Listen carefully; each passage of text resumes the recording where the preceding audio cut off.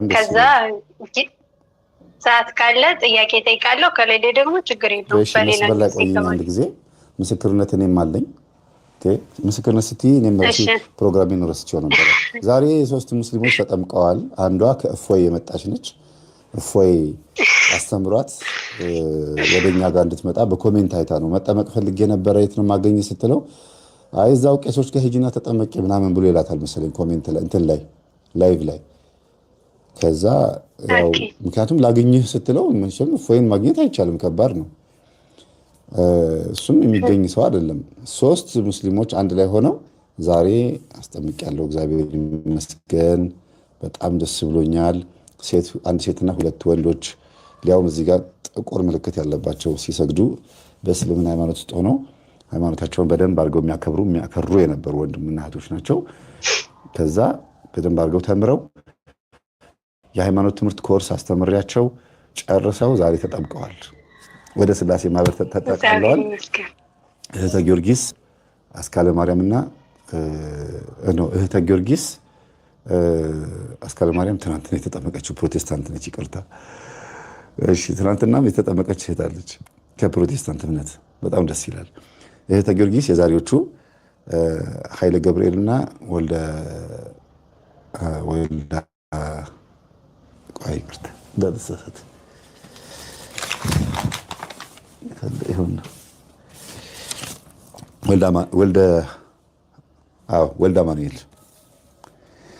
ወልደ አማኑኤል። እሺ በጣም ደስ ይላል። ኃይለ ገብርኤልና ወልደ አማኑኤል ሁለቱም ግንባራቸው ላይ ጥቁር ምልክት ያለባቸው አጭር ሱሪ የለብሱ የነበሩ በመስገድ ሃይማኖታቸው ላይ አክራሪ በመሆን ጎበዝ የታወቁ ናቸው። ግን ምንድነው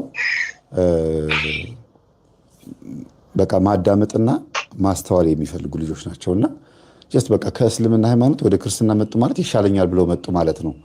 ሌላ ምንም የምናወራው ነገር የለም። የሰውን ሃይማኖት ማንቋሸሽ አንችልምም አይፈቀድምም።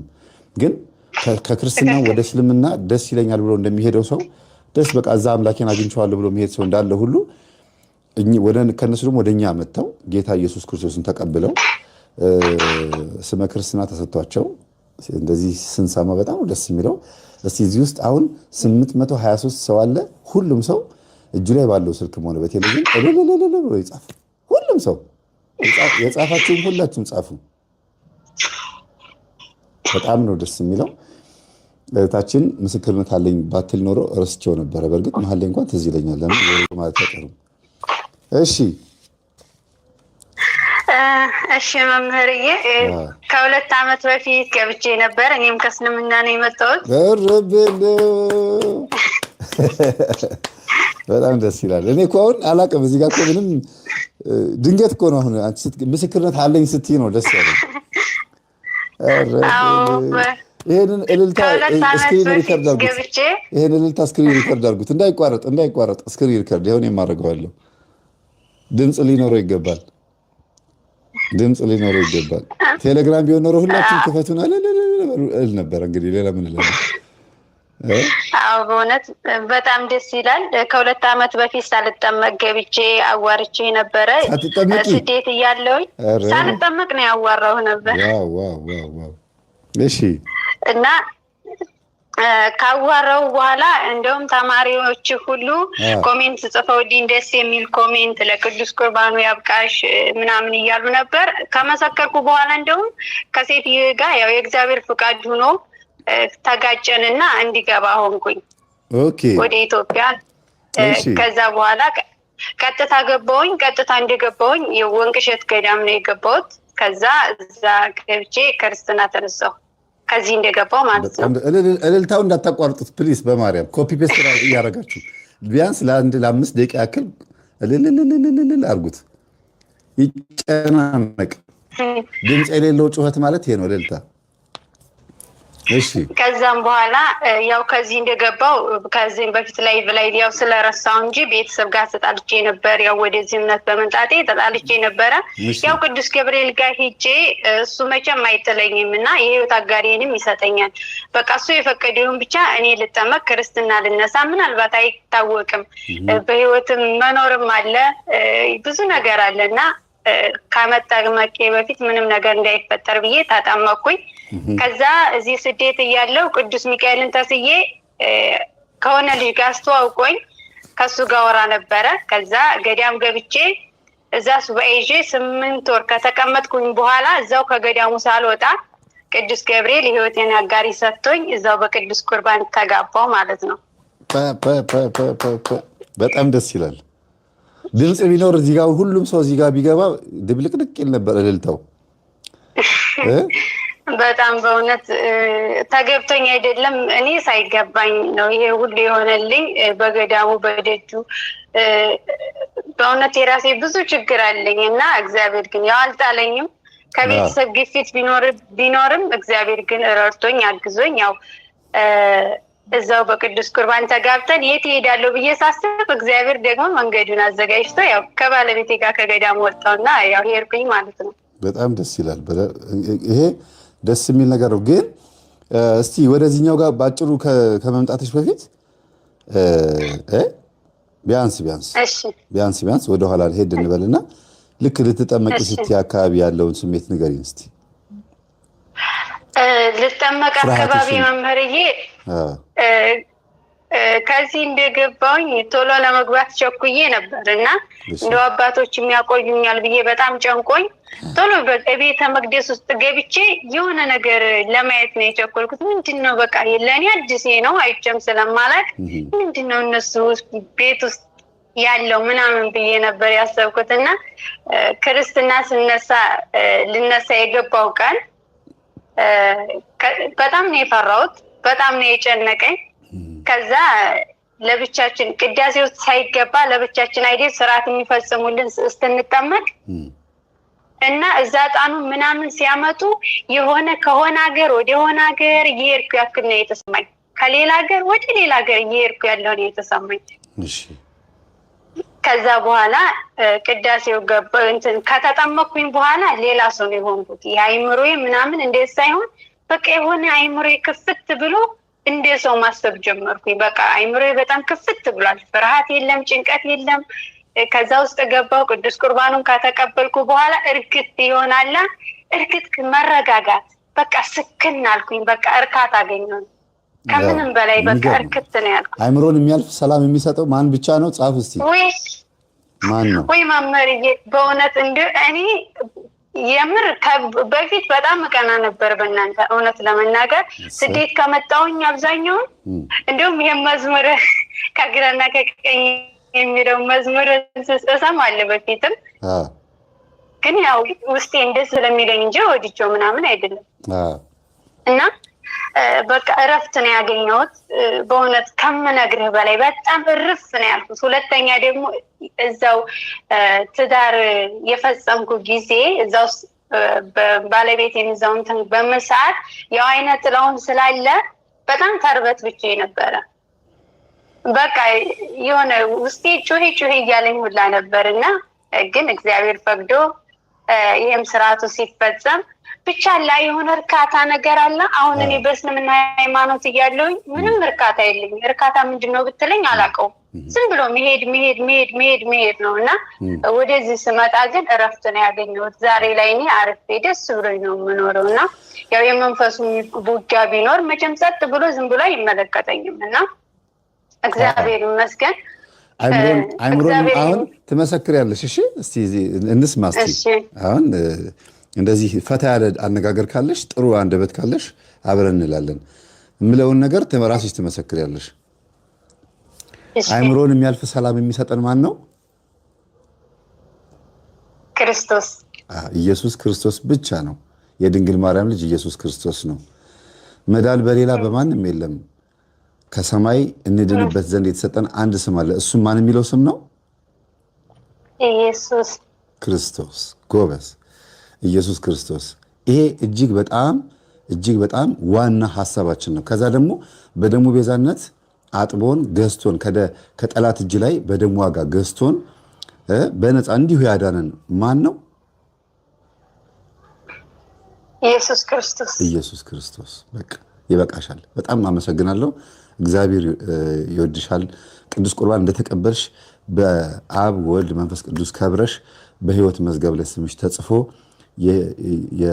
የነፍስሽን ስም ማንን በላት? ወለተ ማርያም አይደል? እዚህ ጋር ያያየው ነው ወለተ ማርያም። ወለተ ማርያም የወንቅ እሸቷ ወለተ ማርያም። በጣም ደስ ይላል። ይሄ እጅግ በጣም የእግዚአብሔር ፈቃድ ነው እንጂ አሁን አንቺ ገና ምስክርነት አለኝ ስትይ እኔ ስለ 3 ከእስልምና ስለተመለሱ እህትና ወንድሞች ስናገር አንቺ ደግሞ እኔም ከዛን የመጣሁት አልሽኝ። እግዚአብሔር ምስክሬ ነው። እመቤቴ አንዱ ስልክ ተዘግቶ ሁለተኛው ስልክ እሷ ገባች። ይሄ ድንገት አይደለም፣ ፈቃድ እግዚአብሔር ይባላል። ለዚህ ነው ቅድም የተዘጋው ስልክ እንዲዘጋ ሁለተኛ ላይ የገባው ሰው ደግሞ እንዲገባ የፈቀደ እግዚአብሔር ነው። ብዙ ጊዜ እንደዚህ ሲያጋጥመኝ አይታችሁ ከሆነ ሁለተኛ ላይ የገቡ ሰዎች በጣም የሚገርም ነገር ነው የሚናገሩት። እና የግድ ሁልጊዜ እንደዛ ይሁን ማለታችን ሳይሆን የእግዚአብሔር ፈቃድ ሆኖ እንደዚህ ያጋጥማል ማለት ነው። አጋጣሚ አትበሉ፣ ፈቃድ እግዚአብሔር ነው የሚባለው። አጋጣሚ የሚባል አይሰራም። እልልታው በጣም ቀልጧል፣ ደስ ይላል። አመሰግናለሁ። ስክሪን ሪከርድ አድርጌ ጨርሻለሁ። ይበቃኛል። ያው እንዳረሳው ይበቃል። እሺ ልቀጥል መምህርዬ? አሁን ቀጥይ እስቲ፣ ምስክርነትሽን ቀጥይ። ዋናው የደወልሽበትን ጉዳይ። እሺ እና ሌላው ምስክርነቴ ደግሞ በነገራችን ላይ ሁሌ በህልሜ እየመጣ መምህርዬ መስክሪ ትለኛል። ያው አመት ሞላኝ መስክሪ ስትለኝ ማለት ነው። ግን ያው ስደውል እግዚአብሔር ቀኑ ስላልደረሰ ነው። እና ሌላኛው ምስክሬ ደግሞ ያው ከቤተሰቦቼ ጋር በእምነት ምክንያት ተጣልቼ ነበረ። ግን ግዴታ ለክርስቶስም መመስከር ስለነበረብኝ በቃ ፊት ለፊትም መጋፈጥም ስለነበረብኝ የመንፈሱ ውጊያ ቢኖርም ግን ጨክኜ ሄድኩኝ ቤተሰብ ጋር ከተጠመኩኝ በኋላ። ከዛ በኋላ ያው እዛ ሲሄድ መንፈሱም አንገቴ ላይ መስቀሉን ሲያይ ብዙ ተወራጅቶ ነበረ። እኔ ግን ምንም ያረጉኛል ብዬ ባላስብም ግን አንተ የምትለው ነገር አለ፣ መንፈሱ የሆነ ሳካ ያደርጋቸዋል የሆነ ነገር ያደርጋቸዋል ስለምትል እሱ ባይምሮኝ ነበር። እና ያው ቤተሰቦቼ ለሁለት ተከፍለውብኝ ነበረ። ግማሾቹ የራሷ ጉዳይ ትሆን አሉ፣ አባቴና ደግሞ ግማሾቹ ደግሞ አይሆንም አሉና በዚህ አጋጣሚ አንድ ቀን ከቤት ወጥቼ አደርኩኝ። የቤት ሳልገባ ሄጄ ጎረቤት አደርኩኝ። ከዛ በሁለተኛው ቀን ገባሁ። ከዛ እዛ ገብቼ ልክ ስገባ ወንድሜ ድንገት መጣ። ከዛ መጣና አየኝ። ያው መስቀሉንም አየው። አንዳንድ ሲል ያው መንፈሱ የሆነ ነገር ማድረግ ስለሚፈልግ ያው ብትር አንስቶ እዛ ጸብ ተፈጠረ። በቃ እገላታለሁ፣ ይቺ ካፊር እገላታለሁ ይኛል። ከዛ አባቴም ካፊር ነው የሚሉን አይደል? ካፊር ማለት የማያምን አላህን የካደ ማለት ነው በእነሱ ሐሳብ። እና እናቴም ጮኸች፣ አባቴ ደግሞ አይኗን ማየት አልፈልግም፣ በጭራሽ አይኗን ለያት አልፈልግም ብሎ ነበር። እና ፊት ለፊት ተጋፋፍረትን። እናቴ ስትል ወንድሜ ጋር ተጣልተን ፊት ለፊት መጣብኝ አባቴ። እና ከዛ ቅዱስ ገብርኤል አባቴ ድረስልኝ ብዬ በልቤ ነው እና አባቴን ግጥም አድርጌ ያዝኩት። በዛም በቃ ደም ሊያፈስ ፈልጎ መንፈሱ በስንት ትግያ ተገላግሎ ሌላ ቤት አደረ። ወንድሜ ለብቻው አደረ። ይሄኛው ወንድሜ ደግሞ ከኔ ጎን ስለነበረ ለምን እንዲህ ያረጋታል በማለት ተጣልተው ሁላቸውም እየብቻ አደሩና የዛን ቀን በጣም ከፍቶኝ እግዚአብሔር አምላክ ሆይ ለነሱ አሳልፈህ በፍጹም እንዳጥለኝ የሆነ ነገር ይሆን ብዬ ፈራውና የዛን ቀን መምህርዬ እነሱ ቤት ያደርኩ ቀን ለመጀመሪያ ጊዜ እዛው እነሱ ቤት ያደርኩ ቀን ምን አየሁ መሰላት? በህልሜ ማለት ነው። ይሄ ሊመታኝ ያለው ወንድሜ ጥይት ይዞ ግን ፍሬ የለውም፣ ያስፈራራኛል ዝም ብሎ እንጂ የሚተኩስበት ምንም የለም፣ ባዶ ነው። እኔ ላይ ደግሞ እጄ ላይ 3 ችቦ አለ፣ የማይጠፋ ችቦ። ከዛ እኔ ላይ እኔ እጅ ላይ ያለው ችቦ ነው፣ እሱ ላይ ያለው ደግሞ ምንም የሚያስፈራራ እንጂ ምንም ትርጉም የሌለ ነው። ስለዚህ የያዝኩት ችቦ ያቃጥልሃል፣ እኔ ትቼው ነው እንጂ ያልኩ አስፈራራዋለሁ። እና በውስጤ ጠዋት ያው ከህልሙ ስነቃ እግዚአብሔር ከኔ ጋር እንደሆነ እነሱ ጋር ያለው መንፈስ ያስፈራራኛል እንጂ እኔ ጋር ተጽዕኖ እንደማያደርስ ተረድቼ ያው ጠዋት ከነሱ ጋር 1-2 ቀን አድሬ ሳልታረቅ መጣሁ። ከዛ ከመጣሁ በኋላ ቅዱስ ገብርኤልን ነግሬው በወሩ በ19 ደወሉልኝና ሄድኩ። ከዛ ሄድኩኝ፣ ሁሉም ቤተሰቦቼ ታረቁኝ። በቃ የፈለግሽውን ብለው ቅዱስ ገብርኤል ከቤተሰቦቼ ጋር ታረቀኝ ማለት ነው። የሚገርም ነው። አንዲት ልጅ እንደዚሁ ከእስልምና ሃይማኖት የመጣች ልጅ ቅዱስ ቁርባን ስትቀበሉ የተጣላችሁትን መታረቅ አለባችሁ፣ ማንም ሰው የተጣላችሁትን ሳትታረቁ እንዳትቀበሉ የሚል ትምህርት ስናስተምር ሰምታ ቤተሰቦቿ ሁሉም ተቃውሟት ነበርና ምን ይሻለኛል መምህር አለችኝ። ስለተሳይ አልኳት። ምን በደውዬ ሁላችሁንም አስቀይሜያችኋለሁ፣ ይቅርታ። በእምነታችን ደግሞ ቅዱስ ቁርባን ሊቀበል ስጋው ደግሞ ሊቀበል የተዘጋጀ ሰው ከሁሉም ሰው ጋር መታረቅ ስላለበት ነው እና ካስቀየምኳችሁ ይቅርታ እንደማታደርጉልኝ ባቅም ግን ይቅርታ ብለሽ ጻፊና ስለተሳይ አልኳት። ከዛ በህልሟ ምንድነው የምታየው? የእሷን የእግሯን ዳና ጭቃ ነው እግሯ፣ ግን ጭቃ እየረገጠች ስትሄድ ከኋላ ኮቴ ይሰማታል እና የህፃን ልጅ ድምፅ ይሰማታል። እና ዞር ብላ ስታየው ህፃኑ ልጅ እግሯን እየተከተለ የእሷን ዳና እየተከተለ ይሄዳል። እና በጣም ብዙ ህፃናት እየበዙ መጡና ልክ ጭቃውን ስትጨርሰው ሳር ላይ ስታርፍ ማለት ነው ዞር ብላ ስታያቸው በጣም ብዙ ህፃናት ናቸው። እና ሁሉንም ሰብስባ አቀፈቻቸው እና መጨረሻ ላይ ማተብ አንገታቸው ላይ አሰረችላቸው። እነዚህ ህፃናት ማን እንደሆኑ ግራ ገባትና ምንድነው መምህር አለችኝ። እኔ ህልሙ እንደዚህ ነው የምፈታልሽ፣ ግን የአባቶችንም ጠይቄ አልኳት። በእርግጥ ህልሙ ትክክል ነው የሆነው። ምንድነው ያልኳት? የምትወልጃቸው ናቸው እንጂ ከዚህ በኋላ ክርስቲያን የሚሆኑት ቤተሰቦችሽ ክርስቲያን አይሆኑም ማለት በቃ ወደ አንቺ አይመጡም። ስለምትወልጂው ልጅና ለወደፊቱ ስለዘርሽ አስቢ፣ ስለራስሽ ከዚህ በኋላ ስላለው ስለራስሽ አስቢ። ልጆችሽ ናቸው ክርስቲያን የሚሆኑት በአንቺ ምክንያት። ወደኋላ ሄደሽ እነሱን ምንም አንተን አትበይ ብዬ አልኳት። ሌላው ሳስተምራት በኦንላይን በቴሌግራም አስተምራት ነበርና እስላም በነበርሽበት ሰዓት ብታመነዝሪ ምንም ብታረጊ እሱ ሁሉ እንዳለ በጥምቀቱ ስለሚወገድ ንስሐ ቀኖና አያሰጥሽም። ቀኖና ስጡኝ ንስሐ ልግባ አለች። አይሰጥም። ከእስልምና የመጣ ሰው ቀኖና አይቀበልም። ወይም ከፕሮቴስታንት ወይ በሌላ እምነት ውስጥ ያለ ካቶሊክ የነበረ ሰው ኦርቶዶክስ ሊሆን ሲመጣ ተጠምቆ ነው እንጂ ስጋው ነው የሚቀበለው፣ ንስሐ አይገባም። ለምን? ኦልሬዲ ክርስቲያን ኦርቶዶክስ ባልነበረበት ጊዜ የሰራው ኃጢአት በጥምቀት ይወገድለታል ብዬ ስለነገርኳት ያንን ህልም ነው ራሱ ያንን ንግግር ነው ትምህርቱ ነው በህልም ያየችው። እና ምንድነው በትክክል አሁን አንቺ ቤተሰቦችሽ እንዲድኑ የምትፈልጊ ከሆነ በደንብ ስለት መሳል አለብሽ። በቃ እግዚአብሔር ሆይ ይድናሉ ወይስ አይድኑም ብለሽ ጠይቂ። ማለቴ እኔ ባስተማርኳቸው እኔ በመከርኳቸው የኔ መስመር ተከትለው የሚመጡ አሉ የሉም?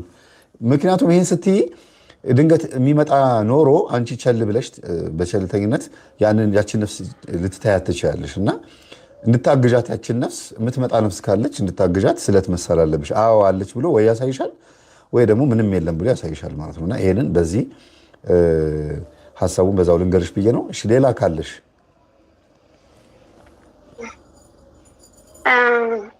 መምህርዬ ትክክል ነው። እኔ ብዙ ጊዜ እንደውም ወደዚህ ሃይማኖት ካመጣው በኋላ እኔ የእነሱ ጠብ ሳይሆን የሚታየኝ ምንም እንኳን ቢጠሉኝ ነፍሳቸውን የእነሱ ምሕረት እንዲታገኝ ብዙ ጊዜ እጸልያለሁ ስለነሱ ማለት ነው። እና አሁን የሆነ ጥያቄ የሆነብኝ ነገር አለ መምህርዬ። እኔ አሁን በቃ ሁሌ እግዚአብሔርን እንደውም በቃ ብዙ ጊዜ ነው የምጨቀጭቀው። እግዚአብሔር ወይ በቃ አባቴን ወደዚህ እምነት አምጣልኝ እያልኩኝ ቤተሰቦች ሁሉም ሙስሊም ናቸው፣ ግን ይልቁንም አባቴ ህመም ላይም ስላለ ስለሱ ጠይቀው ነበር መምህርዬ። በሱባኤም ጠይቄ ነበረ፣ ግን ሱባኤ ተመለሰልኝ ትንሽ ከበድ ያለኝ ነው። እንደውም በቃ ይሄማ እግዚአብሔር አይደለም መንፈስ ነው በቃ ያናገረኝ እስል ድረስ። እሺ ቆይ አንድ ጊዜ የኔ እህት ዳኒ የምትባል ወንድማችን እስቲ ቴሌግራም ላይ ቴክስት አግልኝ። ከእስልምና ነው የመጣሁት በዛውም ለኔ ጥሩ መልስ መለስክልኝ እያለ ነው። እስቲ ቴሌግራም ላይ ሃይ በለኝ። አሁን በዚሁ ዳኒ ደግሞ ሌሎቻችሁ ሪኔም እንዳታረጉ ፕሊስ። ዳኒ 65 089 ሪኔም አድርጋችሁ እንዳትገቡ ፕሊስ አደራ። እንደዛ የምታደርጉ ከሆነ በጣም ነው የምንጣለው። ቴሌግራም ላይ አሁን እስቲ ላክልኝ፣ ቴክስት አግልኝ። እሺ ቀጥዬ ነው እስከዛ ድረስ እና መምህርዬ ሱባኤ በገባው ሰዓት ምንድነው መልስ ያገኘሁት? ከመድኃኒዓለም ብዙ ጊዜ ጠይቀዋለሁ ስለዚህ ነገር።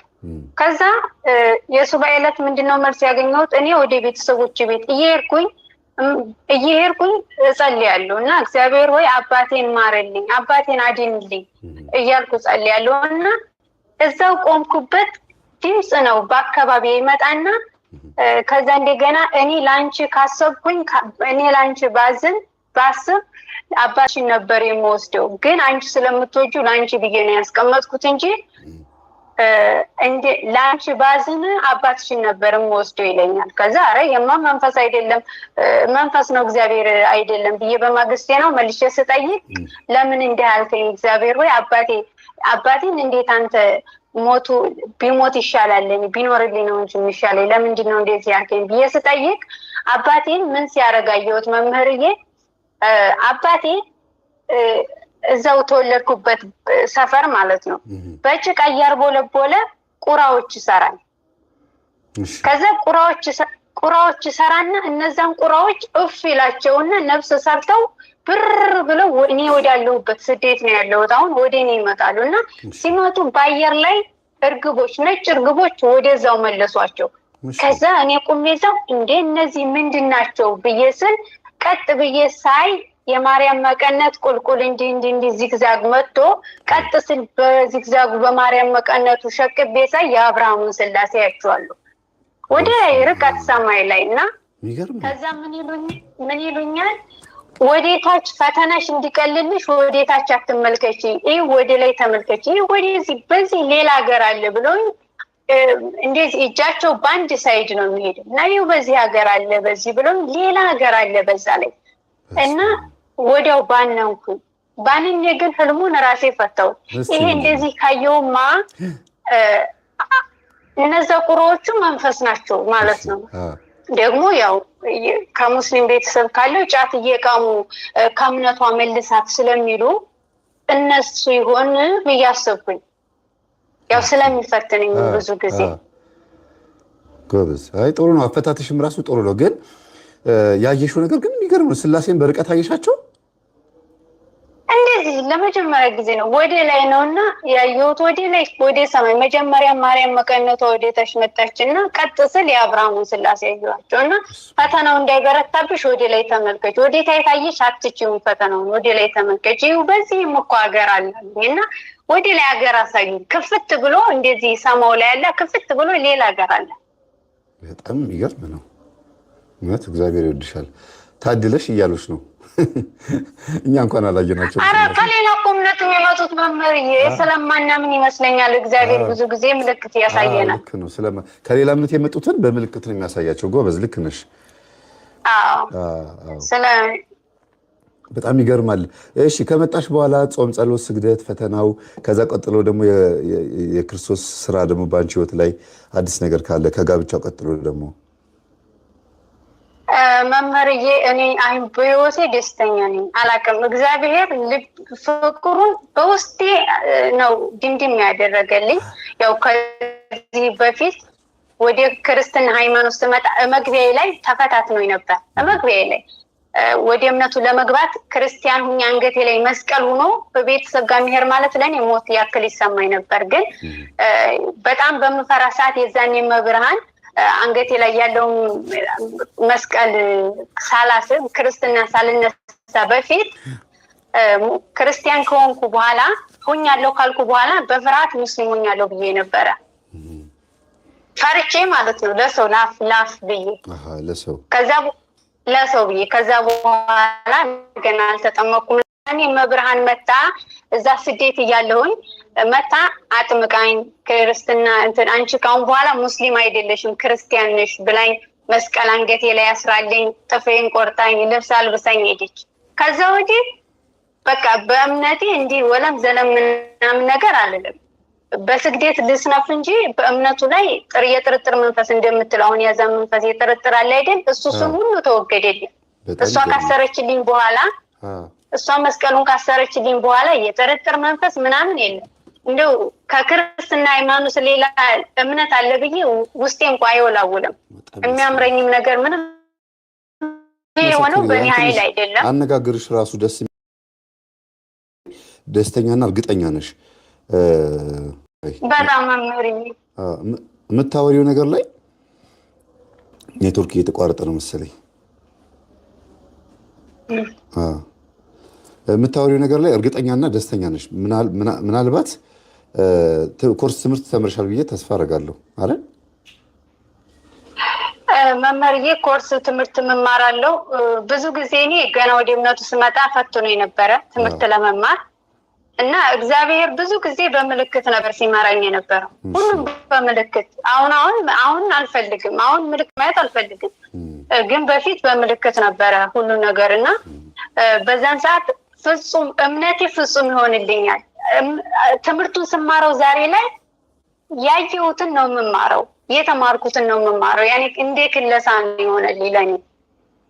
እናንተ ስታስተምሩ ትምህርቱ ላይ አዲስ አይሆንም፣ ክለሳ ነው ይሆነልኝ እና ያው ወደ እምነቱ ስገባ በእምነቴ ምክንያት መብርሃን ይሄን ስላደረገችልኝ በእምነቴ እሷ ናት ሁሉን ነገር በሃይማኖቴ በኩል ግን አሁን ወደዚህ ከመጣሁ ትዳር ከያዝኩ ወዲህ ፈተናው መምህርዬ እኔ ላይ ከቤተሰብ የመጣው መንፈስ አለ። ከእናቴ የመጣ ቡዳ ዛር አይነት ጥላለ እሱ ትንሽ ይፈትነኛል። ግን ፈተናው ፊት ለፊት አይዋጋኝም፣ በስውር ነው ወይ ደግሞ ቦታ ጠብቆ እንጂ ሁሌ አይዋጋኝም። እና አሁን ያው ትንሽ የሚፈታተነኝ ወደ ባለቤቴም አይሄድም። እሱ ጋር ሲሄድ መስራት አይችል ይሆን ምን ይሆን አላውቅም። እኔ ጋር ነው መንፈሱ የሚታገለኝ እና በምደክም ሰዓት ጸሎትና ስግደት በምደክም ሰዓት ነው። ግን በረታው ሰዓትም ልቤን በእምነት ነው የምጸልየው። ይሆናል አይሆንም ብዬ ሳይሆን እንደሚሆን አምኜ ነው። ባይሆንም አይሆንም ምን አልጨነቅም። ምክንያቱም ከዛ በላይ የማላውቀው ሰላም እኔ ውስጥ አለ፣ ሰውም የማያውቀው እኔ ብቻ የማውቀው በውስጤ ደስ የሚል ሰላም አለ። መምህርዬ ከምነግርህ በላይ በእውነት እኔ እንጃ ምን ልበል። የሆነ ከሌላ ሀገር ወደ ሌላ ሀገር ይሄድኩ ስለመሰለኝ የዛኛው ብዙም አይጨንቀኝም። ባስብም ግን አልጨነቅም። እንደ ሰው ግን አስባለሁ፣ ግን ደግሞ አልጨነቅም። እና እግዚአብሔር ይመስገን እስካሁን ድረስ በህይወቴ ሰላም እየኖርኩኝ ነው።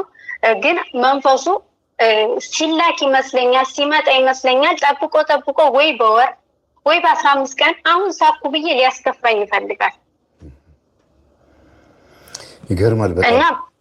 ከመንፈሱ አንጻር ከምናስተምረው ትምህርት አንጻር እንዴት ተረዳሽው የመንፈሱን ስራ? ለምሳሌ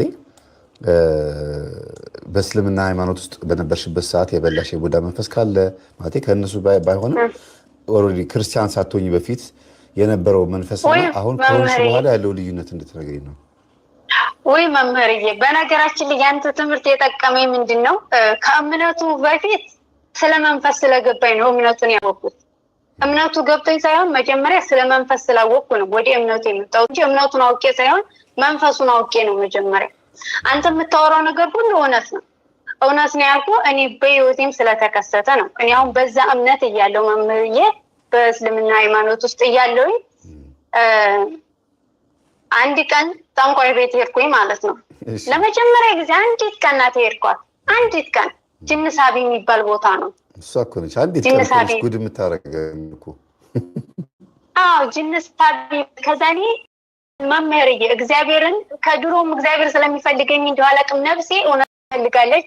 የሆነ የሚጨበጥ የሚታይ ነገር እንፈልጋለሁ ነው ይሆናል አይሆንም ሳይሆን በቃ ፍጹም አሁን ያለሁበትን ክርስትና በልብ ይፈልገዋለሁ። ክርስትና እውነት ነው ብዬ ሳይሆን ግን እውነትን በፊት ፈልገው ነበርና ጠንቋይ ቤት ሂጅ አባቴ ጋር። ከዛ ጠንቋዩ ምግብ ተሰርቷል፣ እዛ ምግብ ተሰርቶ ምናምን ለዩኝ እኔን ማለት ነው። ከዛ ተኮሳተሩብኝ ምናምን እንዴ ተኮሳትሮ ምናምን አየኝና ከዛ በኋላ እንዴ ምን አርግቶ ነው እንደዚህ ይጣላሉ እንዴ ሰው ምናምን አልኩ። ከዛ ዝም ብዬ ጅን ሳቢ ስለነበረ ጅኑን መንፈሱን ሲስበው መምህርዬ መንፈሱ ግባ ተብሎ መጣ። ለመጀመሪያ ጊዜ ነው የሄድኩት። ከዛ ሲገባ ለሁሉም እኔ ያሰብኩት የሚፈውስ መስሎኝ ነው። እሺ ከዛ ምን ይላቸዋል ለሁሉም ዶሮ ግዙ፣ ይሄን ግዙ እያለ ለነገ ስኬታቸው ደግሞ እቅዳቸውን ይነግራቸዋል። ይሄንን አድርጉ፣ ነገ ይሄን ታደርጋላችሁ፣ ነገ እንዲህ ታደርጋላችሁ ይላቸዋል። እኔ ላይ ሲደርስ መጨረሻ ላይ ነው የጠራኝ። ከዛ አባቴን ምን አለው? አባቴን ጠራና አንተ እንዳትከደኝ ልጅ ግን ትከደኛለች አለው። ከዛ ደነገጥኩ። እንደዛ ሲል ምን ማለት ነው? ምን ወይ ትከደኛለች ማለት እሱ ማን ነው አልኩ። ከዛ በወዴ አድርጌ ዝም አልኩ። አይገርምም? እንደዚህ እንደምትለወጪ የእሱ እንዳልሆንሽ ያውቅ ነበር ማለት ነው። በስማ እኮ ለዛ እኮ ነው ትምህርት ገብቶኛል ያልኩ። ብዙ ተማሪዎች አንተ ጋር ጠንቋይ ቤት እንዲህ ያለን ስለሚሉ በጣም ለካ እኔን እንደዚህ ያለኝ ይሄን አውቆ ነው አልኩኝ ዛሬ ላይ። እና አባቴ ለምን እንዲህ አለኝ የጧት ስጠይቀው አይ እሱ ያውቃል የራሱ ሰዎች አለ። ግን ለረጅም ጊዜ ጥያቄ የሆነብኝ ነበር። በጣም ደስ ይላል። የራሱን ሰዎች ያውቃል።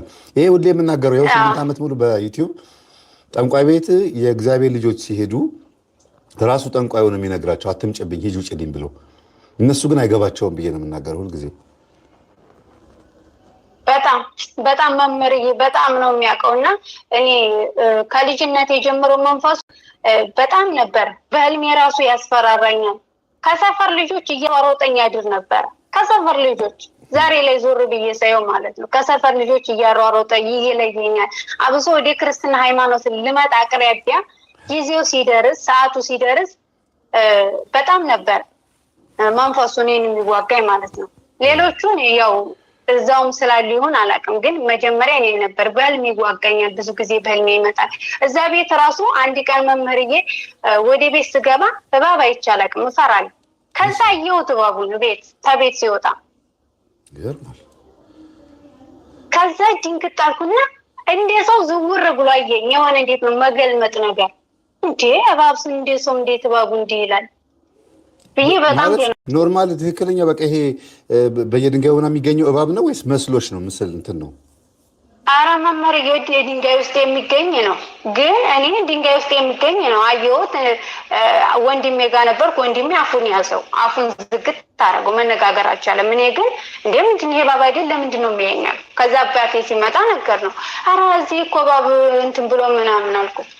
ከዛ በኋላ ምን አረገሽ ታዲያ አለኝ። ደነገጥኩ። እንደዛ ሲለኝ እንዴ የሰውዬ ጤነኛ አይደለም እንዴ እንዴት ነው ምን አረገሽ የሚለኝ? እባብ እያልኩት ብዬ አንተ አብደሃል በቃ ብዬ ተውኩት፣ ዝም አልኩት። እና ወደ ክርስትና ከመጣሁ በኋላ ሳልጠመቅ በስደት እያለሁኝ መጣ። ትንሽ እባብ ሆኖ መጣ። ትንሽ ሳይሆን ወደ ክላሴ ሊገባ መጣ መምህርዬ። ያ ነው ትዝ ያለኝ። ከዛ በኋላ እዛ ከመጣ በኋላ ጓደኛዬ ነበረች። ጓደኛዬ እንደውም ከዚህ በፊት አግኝታታል። ጓደኛ ገደለችው። እንዴ ምንድነው ደግሞ አረብ ሀገር ከየት መጣ ባበላ ገደለችው። ከዛ መልሶ ደግሞ እቃ እያጠብኩ ቁሜ አይቶታ መታ እግሬን ነከሰችኝ። አይጥ የለም እንግዲህ በስደት አረብ ሀገር አረብ ቤት አይጥ የለም እና መታ ነከሰችኝ። እና መንፈሱ መምህርዬ አባ መምህር ግርማ እንደሚሉት ይሄን ፊት ለፊት ነበር የሚመጣው። በቃ ፊት ለፊት ይጋፈጠኝ ነበር። ፊት ለፊት እንዲህ ፊት ለፊት በቃ ሴትዮዋም ላይ ሆኖ ምንም ላይ ሆኖ ፊት ለፊት ነበር የሚጋፈጠኝ። እና እግዚአብሔር ይመስገን ያው እግዚአብሔር ፈተናው ቢኖርም እግዚአብሔር ኃይል ሆኖኝ አለፍኩት እንጂ በጣም ነበር የሚጋፈጠኝ። ክርስትና ከተነሳው በኋላ ግን ያው እቅዱም ሁሉም የለም ስለከሸፈበት ብዙም እኔ ጋር አይወጋኝም ማለት ነው። እና ያው የበፊቱን ስነግረው በጣም ከባድ ነው። እኔን አይምሮዬን ሁሉ ይቆጣጠረኝ ነበረ። በቃ እኔ የሆነ ምንድን ነው እድለቢስ የሚባል ነገር አለ። በቃ እኔ እድለቢስ ምናምንም ነበርኩኝ። እና ያው ዛሬ ላይ ነው ያወቅኩት። ብዙ ተጽዕኖም ቢያደርስብኝም እግዚአብሔር ይመስገን እዚህና እዛ ሆነ እዚህ እያወቅኩት የምፈወስበትንም እያወቅኩት የምድንበትንም እያወቅኩት ነው። ብፈተንም የአሁኑ ፈተና እያወቅኩት ነው። የዛኔ ብፈተንም የትም መሄጃ የለኝም። በቃ አልቅሶ ዝም ነው። ይገርማል። በጣም ደስ ብሎኛል በአንቺ ወደ ክርስትና መምጣት ብቻ ሳይሆን ከመጣሽ በኋላ ያለሽ ማግባትሽ፣ እንደገና ማግባትሽ ብቻ አይደለም ይሄ መንፈሳዊ ሕይወት ላይ ያለሽ ቆይታ። ብዙ ጊዜ ክርስቲያን ኦርቶዶክስ ከሆኑ በኋላ የሚያበላሿቸው ኦርቶዶክሶች ናቸው። ወደ ዓለም ነገር እየወሰዷቸው ወደ ተለያየ ነገር እየወሰዷቸው እና አንዷ ሙስሊም ምን አለችኝ፣ እኔ ከእስልምና ወደ ክርስትና የመጣሁት እንደ ጓደኛዬ የ17ና 18 ዓመት ልጅ ሆኜ ፀጉሬን ለቅቄ ምናምን መታየት ፈልጌ ኦርቶዶክስ ላይ ምናምን እንደፈለጋችሁ ስለምትሆኑ ምናምን አለችኝ። ከዛ ሳልኳት ከዛ በኋላ ግን እኔ በልጬ ጭራሽ መጥቼ ኦርቶዶክስ ሆኜ ሲያስተምሩኝ ልክ ስጠመቅ ይሄን ሳትማሪ መጠመቅ አትችይም ተብዬ ተምሬ ከዛ ጓደኛዬን ታዘብኳት አለችኝ። እንዴት ሃይማኖቱ ለካ ፀጉራችሁን እንደፈለጋችሁ ልቀቁ አይልም። ቤተክርስቲያን ስትመጡ ፀጉራችሁን ሰብሰብ አድርጉ፣ እንደገና ደግሞ ዝም ብላችሁ እንደዚህ ግልጥልጥ ብሎ መታየት ደረት ሱሪ ታየት ምናምን ማድረግ ምናምን ተፈቅዶ አይደለም። እንዲሁ በራሳችን ጥፋት ያደረግነው ነው ምናምን ይሄ ሴቶቹ በራሳቸው ፍላጎት ያደረጉት ነው ብዬ እንዳስብ አደረገችኝ እና ጓደኛዬን መክሪያት እኔ ከእስልምና ወደ ክርስትና መጥቼ ጓደኛዬን ንስሐ አስገባዋት አለች። አንዳንዴ እንደዚህ የሚያበላሹ ኦርቶዶክሶችም አሉ፣ ትክክለኛውን ነገር ማያሳዩ። ትክክል አይደለም? ትክክል ነህ መምህርዬ። እኔ ግን ያው ከመጣው በኋላ ምን አለ መሰለህ ወደ ኃጢአት ሲሄድ ማለት ነው ብዙ ጊዜ ወደ ኃጢአት እገባለሁ፣ ግን አንድ እርምጃ አልራመድም። የማልራመድበት ምክንያት ምንድን ነው? አሁን ለምሳሌ ሙሉ ቀን ዛሬ ሙሉ ቀን ራሱ ራሴ በእኔ ኃጢአት ብዬ የማስባቸውን ነገር ሰርቻቸው ከዋልኩኝ መምህርዬ በቃ ምን ልበልህ እኔ ኃጢአቱ ሳይሆን በህልሜ የሆነ ነገር መጥቶ እንዲያስፈራራኝ ነው የምፈራው እና በህይወቴ እስከ ዛሬ የሚሰቀጥጠኝ በቃ በቅርብ ቀን እዚህ ስደት ከመጣሁ ሙሉ ቀን ስልኬ ላይ ፊልም ሳይዋልኩኝ ዓለማዊ ፊልም ነው ሳይ ዋልኩኝና ማታ ተኛው ገብቼ ዓለማዊ ፊልም አይቼ መቼም እግዚአብሔር ጸሎቴን መቼም አይሰማኝም ብዬ ልተኛ።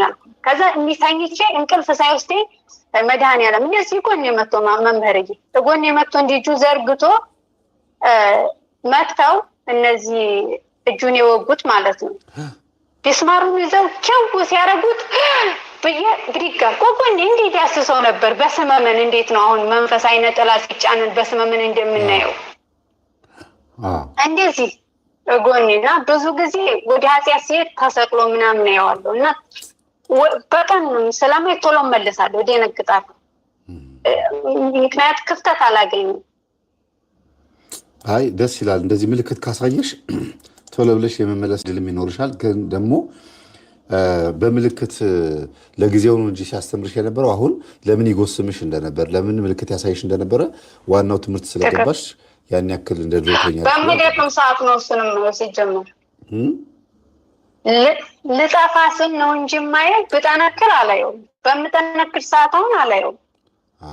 በምጠፋ ሰዓት፣ በምደክም ሰዓት፣ በምወድቅ ሰዓት ብዙ ጊዜ ደስ ሲል እንግዲህ አንቺን በዚህ ልክ ከተንከባከበሽ እኛን ደግሞ እንዴት አድርጎ እዛው ውስጥ ያለ ነው ደግሞ ወይ መመር የእናንተንማ እንዴት ይወዳችሁ በእውነት እኔን እንኳን ከዛ ከስንት እንደው ዛሬ ላይ ሳስበው በእውነት እኔ መድኃኒዓለም ከምን ወጡቱ ከሙስሊሞች መሀል ከዚያ ምንም የለም እንኳን ክርስቲያን እና በእውነት እግዚአብሔር ለእኔ ያደረገልኝ ልዩ ነው። ፍቅሩ እንዲህ ተብሎ አይገለጥም። በእውነት ክርስቲያኖች ግን እንዴት ታድለዋል በእውነት። እስቲ ልጠይቅሽ እስቲ አንድ ጥያቄ። እሺ እንትን በእስልምና እምነት ውስጥ ይፈቀዳል በትክክል ሰይጣንን ማምለክ ወይስ ጂኒና ሰይጣን የተለያዩ ናቸው ብሎ የሚያስቡት? ምናልባት የምታውቂው ነገር ካለ መምህር። በእነሱ ሙስሊም የሚሆን ጂን አለ ይላሉ፣ ሰልሟል ይላሉ። ሙስሊም የሚሆን ጂን ሰልሟል። ስለዚህ ተስማምተው ይኖራል። ጂኒ ማለት አጋንንት ማለት ነው እንዴ? ጂኒ ማለት አጋንንት ነው። ሰይጣን ማለት እኮ ነው። ሰይጣን እነሱ ሰይጣን ሌላ ነው አጋንንት ሌላ ነው ብሎ የሚያስቡት እና ይሄ ነገር በጣም የሚገርም ነገር ነው። እንዴት እንደዚህ እንዳሰቡት ራሱ ወይም ደግሞ ጂኒ የሞተ ሰው መንፈስ ነው ወይም ሌላ ከሰይጣን ለየት ያለ ፍጥረት ነው ብሎ የሚያስቡት ማለት ነው። ምን ብለው ያስባሉ መሰለህ? አሁን ሙስሊም ጂኒዎች መምህር እኔ አሁን እዚህ ጠንቋይ ቤት እንኳን ሄድኩብሃል አልኩበት ቤት ማለት ነው የተጠራው መንፈስ እኮ ጂኒ ነው የተጠራው መንፈሱ። ምን አለ እንዲህ አለ አላህ ቀዩ ድንኳን ውስጥ ያስገባን እያለ ሲል አሚን አሉ። ዛሬ ላይ ቀዩ ድንኳን ለካ ሲሆን ነው እላለሁ። ያው አሚን ይሉታል። የማርያም ቀዩ ድንኳን ያስገባን አላህ ቀዩ ድንኳን ያስገባን ይላልና ቀዩ ድንኳን ምንድነው ብዬ በፊት እል ነበር ጀነት ነው ምናምን እል ነበር። አሁን ላይ አወቁት ቀዩ ድንኳንና ሙስሊም ጅን አለ ይላሉ። ግን ከነሱ ጋር ተዋህዶ ነው የሚኖረው። በነገራችን ላይ አለ እንደኔ ዛሬ ላይ ሁኜ ሳየው መምህርዬ ዛሬ ላይ ሁኜ ሳየው ቁሜ ሳየው በዚህም በጎን ወደ ክርስቲያናም ሳይ ወደ እስልምናም ሃይማኖት ሳይ ፍሬውን ታየዋለህ። በቃ በወንጌል ያለው ፍሬው መልካሙን ፍሬ ደግሞ ሆምጣጣም የሆነውን ፍሬ ውስጥ የሚታይ ነገር ስለሆነ ያን ያክል የሚከብድ አይደለም። የዲያብሎስን ፍሬው ይለያል። በደንብ ነው የሚታየው በደንብ ማለት ነው። እና ያው አብሯቸው ተዋህዶ ነው የሚኖር። ምን ጎሎበት? እሺ ስለዚህ አሁን ለገበያ ለድግምት ለሲሂር ምናምን ተብሎ የሚጠራው አንዳንድ ስራዎች ሲሰሩ እንትን መንዙማ እየተደረገ ድቤ እየተመታ የሚለመነው የሚጠየቀው ጂኒውን ነው ወይ ሰይጣኑ ነው? የትኛውን ነው የሚጠሩት? ብዙ አይነት አለ። አሁን ይላሉ እኔ አንድ ቦታ ብቻ ነው የሄድኩት፣ ግን በቁርአን ተቀርቶ መድኃኒት ይሰጣል ምናምን ይባላል። እነሱ አዋቂ ነው የሚሉት።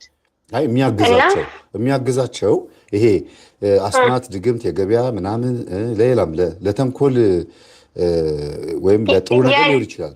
ግን ጂኒ ሰይጣንን ነው የሚጠሩት ወይስ ጂኒ ብለው የሚጠሩት? እንግዲህ በእነሱ ነው ያልኩት። በእኛ ሰይጣንም ጂኒ ስም አለው መመት ስም አለው። አሁን ለምሳሌ ስም አለው፣ የራሱ ስም አለው። መንፈሱን ወደ እነሱ ሲያመጡት ስም አለው፣ የራሱ ስም።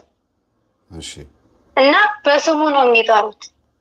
ኦኬ። የራሱ የሆነ ስም አለው። በቃ የሆነ አብዱልቃድር ተወከል ምናምን እንደሚባለው አይነት ነገር ነው ወይስ ሌላ አይነት ስም ነው? ኧረ ሌላ አለቃቸው ይሄን አብዱልቃድር ምናምን እነዚህማ ወዴታች ያሉት ዋና ከላይ ያለው ይጠሩታል። ጫት በሚቀሙ ሰዓት የማንትስ አምላክ ምናምን አንተ ድረስልኝ ምናምን እያሉ ይጠሩታል። እና ብዙ ጊዜ ከአንተ ትምህርት የተረዳሁት ነገር ቢኖር አሁን በጫት ጥላወጊ እንደሚሆን በፊት እኔ ዱዓ ነው የሚመስለኝ፣ ግን በጫት ሲቅሙ ይሄን ማድርግ በቃ ዛሬ ሲቅም አድርግ ይሄን መሆን አለበት ካሉ መምህርዬ እኔ በአይኔ ብዙ አይቻል። በአይኔ በቃ እዛ ፍንክር ያደርጉሃል ጥላወጊ በለው እና በዛ ሰዓት መጥቶ የሚረዳቸው ምናልባት ወንድማችን ነው ወይም ሰልሟል ብሎ የሚሉት ጂኒ የሚባለው ነው ማለት ነው። ቤተሰብ ፋሚሊ ነው ማለት ነው የሚያግዛቸው። ወንድማችን ነው ይሉኝ እንዴ? እኔ እዚህ ነው የሰማሁት። በነገራችን ላይ ወንድማችን ነው ያሉት እንኳን እዚህ በዩቲዩብ ሰምቼ ነው የቆመጠው። ግን መንፈስም ያለባቸው አይመስላቸውም ስለ አሁን እኔ በተወለድኩበት መምህርዬ ዱዓ የሚባል አለ። ሰው ሲታመም ዱዓ ይደረጋል። ከዛ መንፈሱ ጫት ሲቃም ምን ሲል ለቀቅ ይላል። ከዛ ግብር ምንድነው ሲሉት አመድ ይላል። አመዱን ጠጥቶ ሄርክ ይላል። አለቀ። ግብር ምስህ ምንድነው ተብሎ ሲጠየቅ አመድ ልሼ ገል ነክሼ እወጣለሁ ይላል። ከዛ በቃ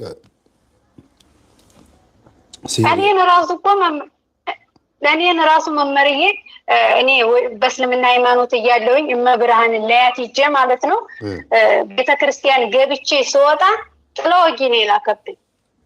እዛ መቼም የሄድኩበት ጠንቋይ ማለት ነው ራሴ ሂጄ ራሱ ሊገለኝ ማለት ነው። ድንግል ማርያምን የት ነው የምታያት? ቤተክርስቲያን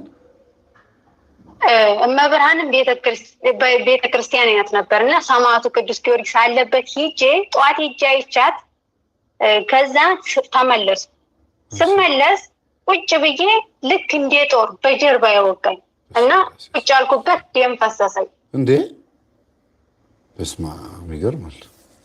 ከዛ በኋላ የት ሄድኩኝ? ቀጥታ ወደ ቤተሰብ ሄድኩኝ፣ ወደ እና አባቴ ጋር ማለት ነው። ከዛ አባቴ ምን ብሎታል? ጠንቋው ምን ይላል? ቤትህ ስትገባ ይሄንን አጭስ፣ ከቤትህ ቅዳሜ አንዷ ልጅ ትወጣለች አለው። እሺ ለካስ ልሞት ማለት ነው። ሊገል ነበር ማለት ነው። እና ታዲያ ቅዳሜ ትወጣለች አለው። እሺ ብሎ እሱ ደግሞ መጥቶ ከዛ ምልክት ታያለህ፣ ይሄንን ውሰድና አጭስ፣ ከዛ ምልክት ታያለህ ተብሏል። ከዛ አባቴ ደግሞ እንደተባለው አላወቀም። ያው እንግዲህ እሱ ትሞታለችም ቢለው አዋቂ ስለሆነ በእነሱ እንደ መልአክ ስለሚያዩት መምህርዬ መልአክ ተናገረ ነው የሚሉት። ገባ? እንደ መልአክ ስለሚያዩት እና ልክ መጣውን አባቴን አገኘሁት፣ ቤት ገባው እና ሲያጨስ እንትን የአባቴ መልክ ተቀየረብኝ። ለእኔ ለአይኔ መንፈስ የሰይጣን ፊት መሰለኝና ነይ እዚህ ቁጭ በይ አለ። ቁጭ አለንም አልኩ። ከዛ በዛው ታመምኩኝ፣ ሮብ ቀን ታመምኩኝ። ያው ቅዳሜ ትሞታለች ስለተባለ በልቤ ግን ሰማዕቱ ቅዱስ ጊዮርጊስ ግቢ መንፈስ ሲጮህ ሰምቻለሁ። ጸበል ሲጠመቁ ልቤ እዛ አለ። እዛ ደግሞ እመብርሃንን ላይ እንዲሄድኩ መመርዬ አንዱ መንፈስ ክርስቲያን ነው ልጁ፣ በጣም መንፈሱ ተነስቶበት ነው እና ምራቁን ተፋብኝ። እውነትን ነው አለ ቦታ የመጥቼ ነው ደግ አረገኝ ያልኩት። ከዛ ምራቁን እትፍ አለብኝ። ከዛ እውነትን አለቦታዬ ስለመጣው ነው ብዬ ዝም አልኩት። ከዛ በኋላ እዛ የሄድኩት ትዝ ስለሚለኝ ታምሜ አይምሮዬ እዛ ነበረ።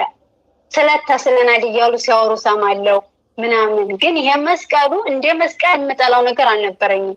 በመስቀል እንደ ሰውነታቸውን ሲነካው ይነዝረኝ ነበር እና እዛ ብሄር ብዬ በህሊናዬ አስብ ነበር። እና እነሱ ግን ያው ቅዳሜ ትወጣለች ስለተባሉ ሮብ ቀን ነው ዱዓ ተሞከርኩኝ። ዱዓ ተደረገልኝ ምናምን አዳሬን ሁሉ ሲደረግልኝ አደረ። አልዳንኩም። ከዛ እነሱ ቅዳሜ ያው ትሞታለች ስለተባለ ጤፍ ምናምን ውቃቁ እናቴና አባቴ ተመካክረዋል።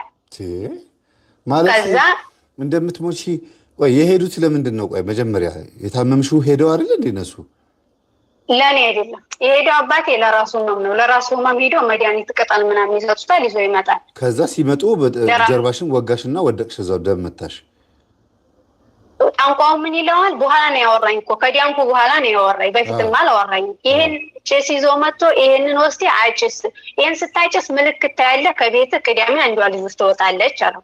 ትሞታለች ነው እንዴ? እና ለእሳቸው ሊሞቱ እንደነበረና ሞቱ ወደ አንቺ እንደዞረ እያወቁ ነው ዝም ያሉት እንዴ? ቢያቅም የለም እንዴ መመር የነሱ ገጋኩ አይምሮ እኮ ይሰወራል። ምን ያውቃል ብለህ ነው? ቢያቅም አያውቅም። በቃ ልክ መላክ ነገር ነው። እስልምና እምነት አይደለም እያወራን ያለ ነው፣ ስለ አባቷ ነው እያወራን ያለ ነው። አረ ስለ መንፈሱ ነው። ቢሰሙ እንዴ እኔ ኖርኩት ነው። ነገ ከነገ ወዲያ ይጠመዝዙብናል። እኛ እያወራን ያለ ነው ስለ እስልምና እምነት አይደለም፣ ስለ ሰውየው ስለ አባቷና ስለሄዱበት ጠንቋይ ቤት ነው እያወራን ያለ ነው። አጋጣሚ እምነታቸው እስልምና ስለሆነ ነገሩ እንዳይያያዝብን እንዳታገናኙብን። እኛ ስንት ጊዜ እኔ ኦርቶዶክስ ውስጥ ስላሉ ደብተራዎችና ጠንቋዮች ስንት ቦታ ጠንቋይ ቤት ስለሚሄዱት ስም ስላወራው ሳይድ እንዳትይዙብን። የራሴን በደንብ አድርጌ ጨርሼ ነው ሌላ እየዞርኩ ያለሁት። እሺ ቀጥይ እህቴ። ከዛ በኋላ እሱ አጭስ ስለተባለ ያንን ጭስ ይዞ መጥቶ ሲያጭስ እኔ ላይ እንግዲህ ምልክት አይቶ የእውነትም አይቷል ምልክት። ለምን ያን ሲያጭሰው እኔ እንትን አልኩኝ ተቀያየርኩኝ። ከዛ በቃ አወቁ። ወዲያው ታመምኩኝ። ሐኪም ቤት ሄድኩኝ። ተመለስኩኝ። ዱዓ ተደረገልኝ። ያው ዝም ብላ ሞተች እንዳይባል ዱዓ ተደረገልኝ። ቅዳሜ ዓርብ እዛው ዱዓ ሲያደርጉልኝ ሐሙስም ዓርብም ዋሉ። ያው ቅዳሜ ትሞታለች ሲሉ ከዛ ዓርብ ማታ የተኛሁኝ አላስታውስም። እነሱ ተኝቼ በቃ እኔ እንቅልፍ ይሁን አላውቅም። ጧብን እንስል ያው ራስጌ ላይ ቁርአን ምናምን ይቀሩልኛል። ከዛ በኋላ ብድግ አልኩኝ። ብድግ ብዬ ወደ ውጭ ስወጣ እናቴ ድንግጥ አለች። እንዴ ምን ሆነሽ ነው? ተነሳሽ እንዲያሉት ታምሽ ነበር እኮ ኧረ ቤቱን ምናምን አሉ ሲሉ አይ ሰላም ነኝ ደህና ነኝ አልኳት። ከዛ ገባሁኝ። ቅዳሜ ዕለት ተኛው። ቀን ላይ ተኝቼ መምህርዬ እንቅልፍ ሸለብ አድርጎኝ 2 ሰዎች መጡ። ተኛውበት ነጫጭ የለበሱ ሰዎች ናቸው። ከዛ ተኝቼ ፊቴን እንደዚህ የለበስኩትን ልብስ ፊቴን ግልጥ አረጉኝና ተነሽና ወደ አባትሽ ሂጂ አሉኝ። ከዛ ሲሉ እንደ አባቴ ቤት ነው ወዴት ነው? ወደ አባቴ ቤት አልኩኝና እነሱ ሲሉ ዋይ ብዬ ጮኩኝ። አይቻቸውም አላውቅም ከዛ በፊት። ከዛ ዋይ ብዬ ጮኩኝ። እናቴ መጣች። ምንሽ ምን አላውቅም የሆኑ ሰዎች መጡ ወደ አባትሽ ሂጂ አሉኝ። ምንድን ናቸው ምናምን አልኩት። ከዛ በዛው ተነሳሁ። እኔ ልክ እንደ ተነሳሁ ቀጥታ ከዛ ወጥቼ ወደ ከተማ ገባሁኝ። ከዛ በኋላ በዛው ብዬ ወዲያው ወደ ስደት መጣሁ። እግዚአብሔር መንገዴን ቀና አድርጎ ወደ ስደት አመጣኝ። ያው ስደት ከመጣሁ በኋላ ነው መድኃኔዓለምን ያገኘሁትና መንፈሱ ሊገለኝ ነበር። ያ የሄድኩበት ራሴ የሄድኩበት መንፈስ ጥላው ይልኩ ሊገለኝ ነበር። ግን ያው አልቻለም። እግዚአብሔር ጠብቆኛል። እመብርሃንም ጠብቀኝ ነበር። በጣም እኮ የሚገርም ነው እንጂ በቀድሞ አሳይቶች ነበር። ግን አባትሽ ለራሳቸው ጉዳይ ሄደው እንደሚሞቱ ሲነገራቸው ስለዚህ እኔ ከመሞት አቆየኝ ወደ አንደኛዋ ይዙር አይነት ነገር ነው። ይገርማል በጣም። እሺ ይሄ በዚህ ብቃን እስቲ እዚህ ጋር እናቁመውና አሁን ያለሽበት ሁኔታ እንዴት ነው? መምህርዬ አሁን ያለሁበት ሁኔታ በጣም ደስ ይላል። እግዚአብሔር ይመስገን አሪፍ ነው። እኔ በራሴ አሪፍ ነው። ግን መንፈሱ አሁን የሚፈትነኝ አንዳንዴ ያው ሲመጣ ይታወቀኛል።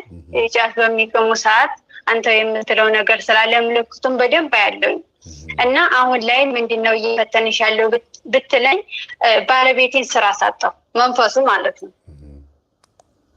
እና በቃ ስራ እንደ ባለቤትሽ ደሴ ነው ያለው። ደሴ እና በቃ በዛ በኩል አሁን እኔ ሀሳቤ በውስጤ ብዙ ህልም አለ። ህልሜ ምንድነው አሁን እኔ በቃ እኔ እንጃ መድኃኒዓለምን እንዲህ ነው ብዬ አስደስተዋለሁ ባልልም ግን የራሴ ይሄንን አድርጌ ባስደስተው እላለሁ። ነገ ወልጄ 2 3 4 ቤተሰብ ሁኜ በእነሱ በአሕዛብ ፊት ብመላለስ ብዬ እመኛለሁ።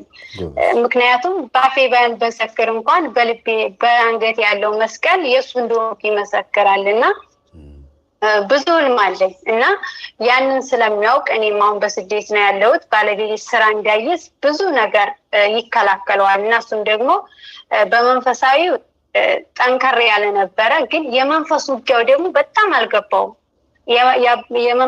የአባ ግርማን ይሰማል ቢሰማም ግን በጣም አንዳንዴ ይፈተናል ይመስለኝ። ተስፋ ያስቆርጠዋል የሆነ ሰዓት ላይ ግን ወዲያው ይመለሳል። ወዲያው ቶሎ ብሎ ይመለሳል። እና አሁን ላይ እየፈተነኝ ያለው እዚች ላይ ብቻ እንጂ በሌላ በኩል መንገድ የለውም። ምክንያቱም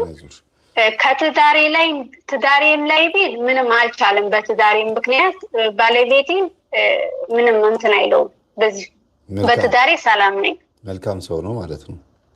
በጣም እግዚአብሔር ለኔ የሚገባኝን ሳይ ከሚገባኝ በላይ አድርጎ ነው የሰጠኝ። በእውነት ከሚገባኝ በላይ ችግሬንም አብሮ እንዲጋፈጥ አድርጎ ያው መድኃኒዓለም ሲሰጥ መቼም እንዲህ ነው አይባልም እና ከሚገባኝ በላይ አድርጎ ነው የሰጠኝ። ሰርተሽ ከመጣሽ ባለቤትሽም በአንቺ ያው ሴት ብትሆኝም አንቺ ሰርተሽ ባመጣሽው ገንዘብ የበለጠ ደግሞ ጥሩ ስራ እንደሚሰራ ተስፋ አደርጋለሁ። አንዳንድ ጊዜ ወንድ ልጅ ሰርቶ ካልዋለ ሴት ልጅ ብር ስትሰጠው ሲረዳ እንደዛ አይነት ሞራል ስሜት ሊነካ ይችላል። ግን ዞሮ ዞሮ ዋናው ፍቅራችሁ ነው። አንቺ ሰጠሽው፣ እሱ ራሱ ሰርቶ ያመጣ። የኢትዮጵያ ውስጥ ያለ ኢትዮጵያዊነት አጉል የሆነ ሀሳብ ሊሆን ይችላል እንጂ ዋናው ትልቁ ነገር መፋቀራችሁ ነው። እና በርቺ። ወደ ሀገርሽ ግን እዛው ያለሽበት ሀገር መንደርሽ ላይ የአባትሽ ሀገር አትሂጂ፣ ጥሩ አይደለም ማለት እዛ አትኑሪ። ፈተና ነው የምታመጪው ወደ ራስሽ። ግን ወልደሽ ልጆችሽን ይዩ፣ ችግር የለውም። ያለሽበት ድረስ መጥተው ወንድምሽም እንዳይበቀል ያለሽበት መንፈሳዊ ሕይወት ለሱ ጥሩ ተመኝ። እንደቸገረው አጥኝና ሰው ልከሽ ምናምን በችግሩ ከማጎኑ በዛ ባለበት ቦታ አግዡ፣ እርጁ። ያው ክርስቲያን እንዲሆን ሳይሆን ፍቅር በማከላችሁ ፍቅር እንዲሆን ነው። ለሱ ክፉ እንዳልሆንሽ አንድ ራስሽን ችለሽ ነው ክርስቲያን የሆንሽው። ስለዚህ ምንም የሚያገናኛችሁ ነገር የለም። የእሱ የሆነው ነገር አልወሰድሽበትም። ምናልባት በመንደሩ በአገሩ እህቱ ክርስቲያን ሆነች እስልምናን ከዳች ሲባል ከሚሰማው እፍረት ውጪ ሌላ ምንም ያረግሽበት ነገር የለም እና እዛው ያሉበት ሀገር ሄደሽ አትኖሪ፣ ጥሩ አይደለም። እንዲያውም ሆን ብለሽ ለተንኮል ይመስላቸዋል። እንደ ውርደትም ሊቆጥሩት ስለሚችሉ መራቅ ነው። ራቅ ብለሽ ሌላ ሀገር ላይ መኖር ነው። እሺ ትክክል ነው።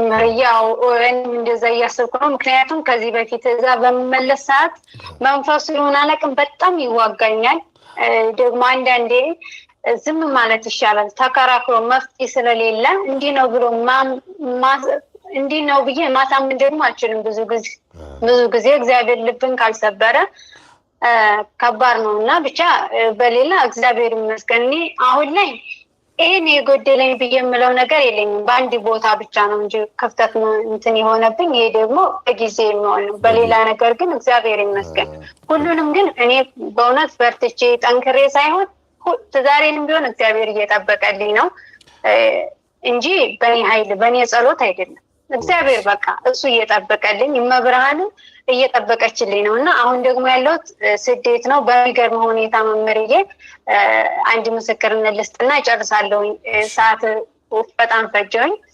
እዚህ ስደት ስመጣ መብርሃንን ተስዬ ነበር የመጣሁት። እናቴ ድንግል ማርያም ወይ እኔ የምሄደው ከሙስሊሞች ሀገር ነው ሳውዲ ነው የመጣሁት እና ግን መስቀሌን ሳልበጥስ የአንገቴን ማህተብ ሳልበጥስ እምነቴን የሚወዱ ሰዎች ቤት ካስገባሽ እኔ እዛ ቤት ገብቼ ስጋ አልበላም። በቃ ያለውን በልቼ አድሬ ወደ ሀገር ይመልሳለሁ ብዬ ተስዬ ነበር እና እዚህ ቤት ስመጣ ስሜ የሙስሊም ነው ፓስፖርቴ ማለት ነው።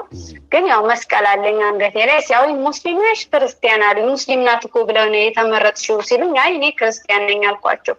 ከዛ ሴትዮዋ እሺ ይሁን ምናምን ብላ አልተዋጠላትም። ወዲያው እሺ አለች። ከዛ ገባሁኝ ክላስ የተሰጠኝ ጸሎት ቤት ሰራሁ እዚህ ያለሁበት። ከዛ ጽላጁን ሁሉ ለጣጠፍኩት ግድግዳ ላይ ምናምን። ከዛ በኋላ ድንገት አንድ ቀን ገባች ሴትዮዋ። እንዴ ምንድነው ምናምን አለች። ፈገግም አለች ደግሞ ምንድነው አለች። ከዛ በኋላ እኔም ደግሞ ሳቅ ብዬ አታውቂያቸውም ይሄ በእናንተ ጅብሪል የምትሉት ይህች ማርያም የምትለው ምናምን አልኳት። አስረዳኋት። አወቀቻቸው። አውቃቸዋለሁ አለች። አውቃቸዋለሁ አለች እኮ በቃ ይኸው ካወቅሻት እኔ ማርያምን ትወዳታለሽ አልኩ። በጣም ነው የምወዳት አለች።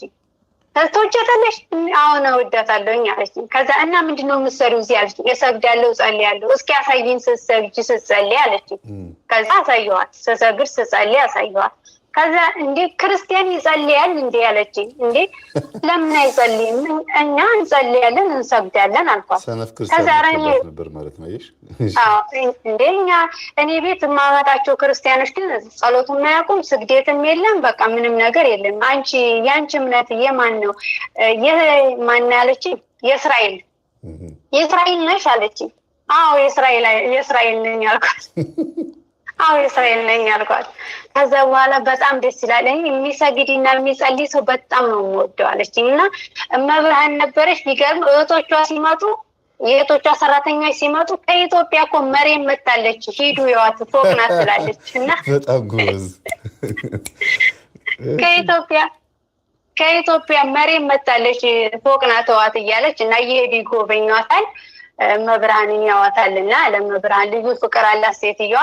ሰላም ነው ቤት ያለውበት እግዚአብሔር ይመስገን። ስራ ከመብዛት ውጭ በእምነቴ በኩል ነፃነቴን አግኝቼ እንደፈለኩኝ ማለት ነው። እና አንድ ጊዜ ራሱ የሰማዕቱን ከየት ነው መሰለን ከሌላ ሀገር የሰማዕቱ ስላጅ ነው እንዳጋጣሚ እዚህ ቤት ገብቶ በጨርቅ ላይ ነው እነሱ ዝም ብለው ነው የሚጠቀሙት። እና ፕሌን ውስጥ ሲገቡ ለሙቀት የሚያራግቡበት ነው። እና ግን የሰማዕቱ አለበት።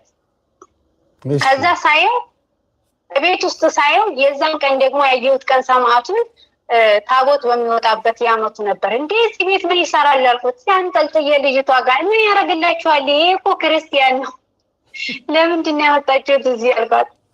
ከዛ ክርስቲያን ነው እኮ ይሄ እኮ ክርስቲያን ነው፣ የኛ የክርስቲያኖች ነው፣ ይሄ መስቀሉን አታዩም? ይሄ ምናምን አልኳት። ደነገጠች እና በቃ ውሰጂው አለች። ውሰጂው በቃ ላንቺ ነው ልጅ አለች። እና ለኔ ሰጠችኝ። በእውነት በእምነት ነፃነት ጸሎት ቤቴን ሰርቼ እንደፈለኩኝ በነፃነት ነው እዚህ የምኖረው። ሴትዮዋ መጀመሪያ የተቀበለሽ ማለት ነው ያስረከበሽ። በጣም በእውነት እግዚአብሔር ይመስገን። እና በእምነቴ ሳውዲ ላይ ሆኜ እንደመሸማቀቅ አንኖርም። ባለፈው ራሱ ሰርግ ልጇ ሲያገባ ኧረ ተይ እዛ ይገሉሻል መስቀሉን ሁለት ነበር አንገቴ ላይ እባክሽ አንዱ ለኔ ስትደብቂው የሙስሊም ሀገር እኮ ነው ያለሽው እኔ ስለምወድሽ ነው እንጂ አለች ሴትዬ። እና አንዱ መስቀል ይበቃሻል፣ አንዱ በዚህ በወደ ጀርባሽ አዙሪ፣ አንዱ ይበቃሻል፣ በጣም አክራሪ ሙስሊም ስለሆኑ ሊገሉሽ ይችላሉ አለች። ከዛ አንዱን እንደዚህ አድርጌ አንዱን ፊት ለፊት አድርጌ ወጣሁ። እና ያው ሰርግ አብረን ሄደን መጣን እሷ ጋር። እና እግዚአብሔር ይመስገን እግዚአብሔር እንዲህ በአዛብን ፊት ቤት አስከብሮኝ በእውነት ሳይገባኝ ሁሉ ሳይገባኝ የእግዚአብሔር ፍቅሩን በቃ አብዝቶ ነው እኔ የሰጠኝ አብዝቶ ማለት ነው። እና በነፃነት ግን በዚህ አጋጣሚ ቤተሰቦች እህታችን ይቅርታ ስላቋረጥኩሽ የተማረ ቢሆን ወይም የተማረች 12ም ትጨርስ ተማረ ስላችሁ እህታችን አልተማረች ማለት ሳይሆን አጉል በጣም የተራቀቀ ቶፕ ደረጃ ላይ የደረሱ ሰዎች እንደዚህ አይነት ቤት ሲገቡ እምነታቸውን ከማስከበር ይልቅ አይ ምን ይሉኛል ድንገት ደግሞ እንደዚህ ቅር እንዳይላቸው እስቲ ማንኛውም ኒውትራል ሆኜ ምናምን አብቄ በባህሪ በመቻመች ይሻለኛል ምናምን ብሎ ነው ዝም የሚለው። ሃይማኖቱን አያስከብርም። ብዙ ጊዜ ምስኪኖች የዋሆች እንደ እህታችን ያሉ ቅኖ የሆኑት ላይ እግዚአብሔር መንፈስ በድፍረት ስራ ሲሰራ ታያላችሁ። ተምረናል ብለው ላይ ቶፕ ላይ ደረጃ ላይ የደረሱ ሰዎች ሃይማኖታቸውን እንኳን ሊያስከብሩ ቀርቶ ወይ ምናልባት ያሰድቡም ይሆናል ወይ ደግሞ ምንም ጭራሽ አታዩም። እንግዲህ ክርስቲያኖች ትጸልያላችሁ እንዴ ነው ያለችው። ሙስሊም በቀን ስንቴ ይሰግዳል አስቡት። ኦርቶዶክሶች ግን አረብ ሀገር ሄደው ምናልባት እንግዲህ ይሄ የስግደት የእኛን ትምህርት ምናምን የምናስተምረው የሚሰሙት እህቶቻችን ካልሆኑ በስተቀር የእውነቴን ነው የምላቸው አብዛኞቹ ይህን ትምህርት የሚያዳመጡ ካልሆኑ አይሰግዱም፣ አይጸልዩም። ኦርቶዶክስ ሆኖ ማለት ነው። እና እንዲህ አይነት ሰው ነበር ያጋጠማት። ሰነፍ ክርስቲያን ነበረች ያጋጠመቻት ማለት ነው። እና አንዳንዴ በማን ላይ ሆኖ እግዚአብሔር እንደሚመሰክር በዚህ ማየት ትችላላችሁ። የትም ቦታ ስትሄዱ አልተማሩም አያውቁም ተብሎ የሚታሰቡ ሰዎች ወይም ደግሞ የሆነ እኛ ያለንበት ደረጃ ላይ አልደረሱም፣ ሀብት የላቸውም፣ ደህና ቤተሰብ ሰዎች አይደሉም ተብሎ የሚታሰቡ ሰዎች ናቸው ሃይማኖታቸውን አስከብረው እግዚአብሔርን አስከብረው ተአምር የሚገለጥባቸው ተአምር የሚታይባቸው። እና አረብ ሀገር የት ሀገር ያለችው እህታችን ነች። ወንድማችን ማን ነበረ ስሙ የሽበር ጥላውን ያቀረባት ከሰውነቷ ላይ ዘይት የሚፈልቃት የነበረች ልጅ ባለፈው አቅርቤላችኋለሁ፣ በቪዲዮ አሳይቻችኋለሁ። እንዳለ ነጮቹ መጥተው ከዚህ እንደዚህ ከአንገቷ ከምኗ ከፊቷ ላይ ዘይት ቅባ ቅዱስ ይታያት ነበር፣ ይፈልቅ ነበር። እና ማን የሚባሉ አባት ከታዩኝ ከተገለጡልኝ በኋላ ነው እንደዚያ ነገር የመጣው ከቤታቸው ፊት ለፊት እንደዚህ ታይተውኝ ነው ብላ ተናግራ ነው። እና ኢትዮጵያዊት መሆኗ በራሱ ያንን ቅድስና እንደዚህ ዘይት ሲፈልቃት መታየቱ ቤሩት ያለች እና የሊባኖስ ውስጥ እና እንዲህ አይነት ምስኪን የሆኑ የዋ የሆኑ በእምነታቸው ጎበዝ ጠንካራ የሆኑ እህቶች ከዛም አልፎ ደግሞ ከሞት ያስነሱም ገጠመኛ አቅርቤላቸዋለሁ። ከዚህ በፊት የዛሬ ዓመት አንዷ ከሞት ህፃናት አስነስታለች። አሮጊቷን ከሽባነት ያዳነች ሴትዮ ገጠመኛ አቅርቤያለሁ። ከዊልቸር ላይ ተነስተው ሴትዮዋ ብድግ ብሎ በኢየሱስ ክርስቶስ ስም ሴትዮዋ በቅባ ቅዱስ እየዳበሰች አስነስታለች። በቅዱስ ገብርኤል በቅዱስ አርሴማ እንደዚህ እየተደረገ በጣም ብዙ ተአምር የሰሩ እህቶች አሉ። እና ይሄ ምንድነው ምናልባት በጣም ተምሬያለሁ ብሎ የሚያስብ ምናልባት ዶክተር ኢንጂነር ወይ በሌላ በምናምን በጣም ማቹርድ በሆነ መንገድ የሄዱ ሰዎች ይሄን ያደርጉታል ብዬ አላስብም። ለምን ድፍረቱ አይኖራቸውም። ሃይማኖት ላይ ብዙ እውቀት ላይ እንጂ እምነት ላይ ብዙም አይደሉም እንደዚህ አይነት ሰዎች። ይሄንን የፈለገ ፍርጥ በሉ የፈለገ በሉኝ ያየሁትን ነገር ነው የምናገረው። እና እህታችን በጣም ደስ ብሎኛል፣ አመሰግናለሁ። 1 ሰዓት ያክል አብረን አውርተናል አይመስልም፣ ለ1 ሰዓት ያወራንም አይመስልም። ደስ ይላል በጣም እግዚአብሔር ይመስገን መምህርዬ፣ በእውነት እኔም በጣም ደስ ብሎኛል። ሙሉ ሀሳቤን ባልገልጽም ያው በትንሹ እንኳን ይህን ስለመሰከርኩ ደስ ብሎኛል። እንደ እግዚአብሔር ፍቃድ በሌላም ጊዜ እግዚአብሔር ሲፈቅድ ነው እና እግዚአብሔር ሲፈቅድ ገብቼ ደግሞ መሰክራለሁ።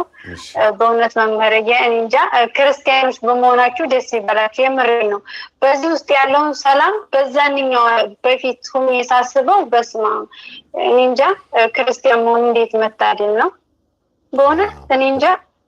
እንደዚህ በቃላት የሚገለጽ አይደል፣ በተግባር የሚኖር የሚታይ የሚጨበጥ የሚዳሰስ በቃ የእግዚአብሔርን ፍቅሩን ምን ልበል እንደዚህ ነው ብሎ አይገለጥም። አንዳንዴ ሳስበው ክርስቲያንም ላይ ፈተናው ቢበዛም እንኳን በሌላ እምነት ፈተና ባይበዛም በክርስትና ሃይማኖት ብዙ ፈተና አለ።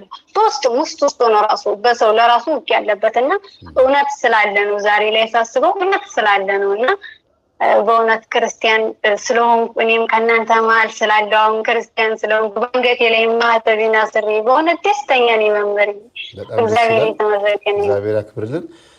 ክርስቲያን ማለት ልክ አዳም ልክ ብቻውን እንደተፈጠረ እንስሳትን በሙሉ ምድርን በሙሉ ግዛት ብዙ ተባዙ ብሎ አዳምና ሔዋን ብቻቸውን እንደነበሩ ብቻቸውን ሆነው እያሉ ዓለምን ይገዙ እንደነበረ ያለው ስሜት ነው አሁን ክርስቲያን ላይ ያለው። ክርስቲያኖች ሳይሆን ክርስቲያን ሁሉም ክርስቲያን እንደ አንድ ስጋ እንደ አንድ አካል ግን ብዙ የተለያዩ ብልቶች ሆነን ያለንን እና የምድር ላይ ምንድነን ንግስታት ነን። በቃ በምድር ላይ አጋንንትን መርገጥ መግዛት፣ አጋንንትን ማሳደድ፣ ከኛ ማስወጣት፣ ወደ ሲኦል መሸኘትም እንድንችል ተደርገን የተሰራን የታደልንን። እንደገና ደግሞ ስነ ፍጥረታትን እንደ አቡነ ገብረ መንፈስ ቅዱስ ልክ አዳም በእንስሳት ላይ ስልጣን እንደነበረው አቡነ ገብረ መንፈስ ቅዱስም አናብስትን አባ ሳሙኤል አቡነ ሳሙኤል ዘዋልድባ ዘደብረ ወገግ እንስሳትን ይገዙ ነበረ፣ አዋፋት ይገዙላቸው ነበረ። ልክ እንደዛ ስልጣን ያለው ነው ክርስቲያን ማለት። ስለዚህ የዚህ ምድር ነገስታት የንጉሱ ደግሞ የልዑሉ ልጆች ነን ማለት ነው። ስለዚህ ብዙ ብንሆንም ግንዱ ብዙ ቅርንጫፍ ቢኖሩትም ያው ከግንዱ ነው፣ ዋናው ኃይሉ ከግንዱ ነው እና አንድ ነን ሁላችንም። ስለዚህ ክርስቲያን እድለኛ ማለት ነው። ክርስቲያን ማለት በእውነት እንዲሁ የተወደደ እንዲሁ የተፈቀረ ማለት ነው። ክርስቲያን አንድ ጊዜ ደሙን አፍስሶ ሰጥቶት ያን ለዘላለም እንዲበላ የተፈቀደለት ማለት ነው። አንድ ጊዜ በጸጋው ድነናል ሲባል ምንድነው ታውቃላችሁ? አንድ